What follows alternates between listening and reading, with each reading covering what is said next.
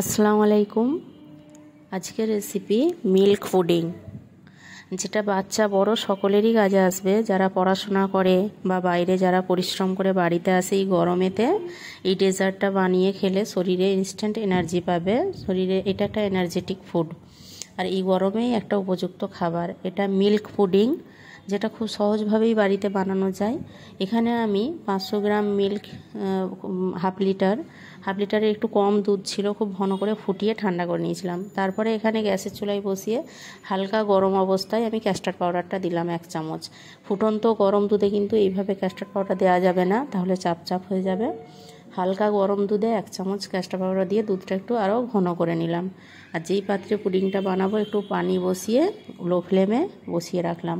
আর এখানে আমি এর আগে ম্যাঙ্গো পুডিংয়ে ক্যারামেল বানানোটা দেখিয়েছি বলে এখানে আর দেখালাম না। এই ক্যারামেল বানিয়ে পাত্রে সেট করে রাখলাম। তা ক্যারামেলটা এখানে একটু হালকা করে বানিয়েছি।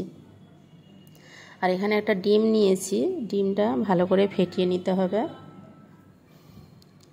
আর এখানে 2 চামচ পরিমাণ আমি চিনি নিয়েছি, তবে চিনির বদলে কনডেন্স মিল্ক হলে আরও ভালো হয়, কারণ চিনিটা অনেক সময় স্বাস্থ্যের পক্ষে ক্ষতি করে। সেক্ষেত্রে কনডেন্স মিল্ক নিলেও ভালো হয়। আমার কাছে কনডেন্স মিল্ক ছিল না, তাই আমি চিনি দিয়েই বানাচ্ছি এটা। আর চিনিটা দিয়ে ডিমটা খুব ভালো করে ফেটিয়ে নিতে হবে, চিনিটা যাতে ভালোভাবে গলে যায়। আর এখানে এই ব্যাটারটা ঠান্ডা হলে তবে আমি ডিমের মিশ্রণের সঙ্গে মেশাবো। মিশিয়ে এটা 3-4 মিনিট ধরে খুব ভালো করে ফেটিয়ে নিতে হবে। এই ফেটানোটার উপরেও কিন্তু পুডিংটা ভালো বানানো নির্ভর করে। ভালোভাবে ফেটিয়ে এখানে আমি ভ্যানিলা এসেন্স বা অন্য কোনো রকম পাউডার কোনো কিছু আমি দেব না। খুব সিম্পলভাবে এটা খুব সহজেই বানানো হয়ে যাবে।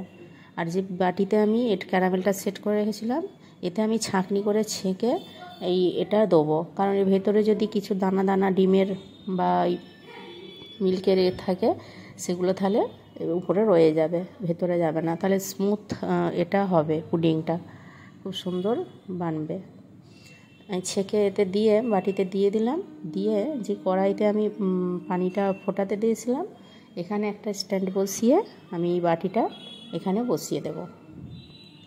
আমি ঠিক যেভাবে দেখালাম এইভাবে বানাবেন, আশা করছি খুব ভালো এরকমই তৈরি হবে পুডিংটা। আর এটা খুবই উপকারী একটা ফুড, বাচ্চা বড় সবাই খেতে পারবে।